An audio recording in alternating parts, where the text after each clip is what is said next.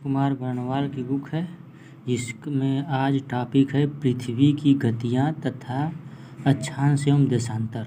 आज ये टॉपिक है, इसके बारे में वन लाइनर दिया हुआ है जिसको पढ़ रहे हैं, देखना है आप लोग को। पॉइंट है, विश्वत को संपूर्ण विश्व में दिन और रात बराबर होते हैं। ये तिथियां कौन सी हैं? तो यह हो जाएगा 21 मार्च और 23 सितंबर। अगला पॉइंट है, वर्ष भर रात और दिन किस स्थान पर बराबर होते हैं? तो भूमध्य रेखा पर दिन और रात बराबर होते हैं। अगला पॉइंट है, कर्क संक्रांति के समय उत्तरी गोलार्ध के किस स्थान पर 12 घंटे का दिन होता है? तो ये होगा विषुवत रेखा पर। ये जो है पूरा ऋतु परिवर्तन चक्र दिया हुआ है, ऋतु परिवर्तन चक्र फिगर दिया हुआ है, इसके बारे में जो है आप देख लीजिएगा लोग। अगला है इसका टॉपिक, पृथ्वी को अपने अक्ष पर झुकाव का कोण कितना है? तो 23.5 डिग्री है। अगला पॉइंट है, उत्तरी गोलार्ध में वर्ष का सबसे छोटा दिन किस तिथि को होता है? तो उत्तरी गोलार्ध का पूछा है तो 22 दिसंबर का, 22 दिसंबर को होता है। उत्तरी गोलार्ध में सबसे बड़ा दिन किस तिथि को होता है? तो 21 जून को होता है। ये जो है थोड़ा हाईलाइट कर दिया हुआ है।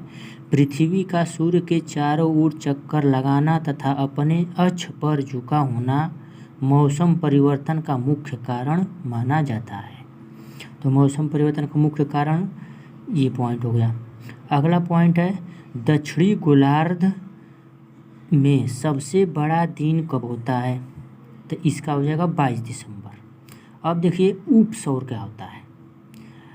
पृथ्वी जब सूर्य से निकटतम दूरी पर होती है तो इसे उपसौर कहते हैं और ऐसी स्थिति 3 जनवरी को होती है।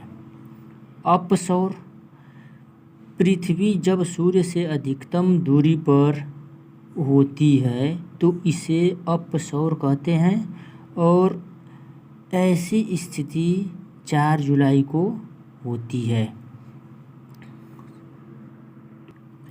अगला पॉइंट है, ग्रीष्म आयनन प्रति वर्ष की स्थिति को होता है तो 21 जून को होता है। अगला पॉइंट है, दोपहर में आपकी छाया किस तिथि को सबसे छोटी होती है? तो 21 जून को होगी। अगला पॉइंट, वार्षिक तापांतर किस अक्षांश पर न्यूनतम होता है?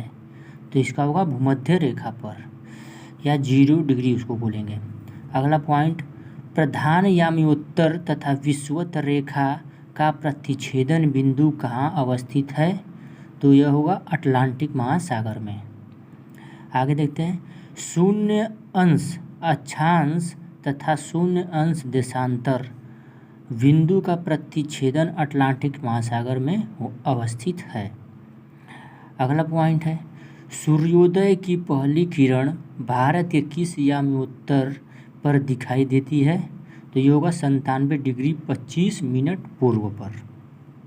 अगला पॉइंट है, अंतर्राष्ट्रीय दिनांक रेखा किस महासागर से होकर गुजरती है?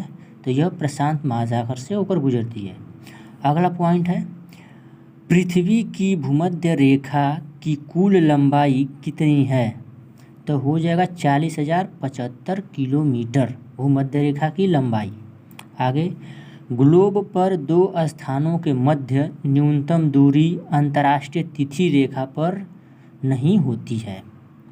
अगला है पॉइंट, कौन सी देशांतर रेखा प्रधान याम्योत्तर के साथ मिलकर ग्लोब पर बृहत वृत्त का निर्माण करती है? तो 180 डिग्री देशांतर। आगे देखते हैं, महत्वपूर्ण अक्षांश रेखाएं की फिगर दिया हुआ है, इसको देख लीजिए।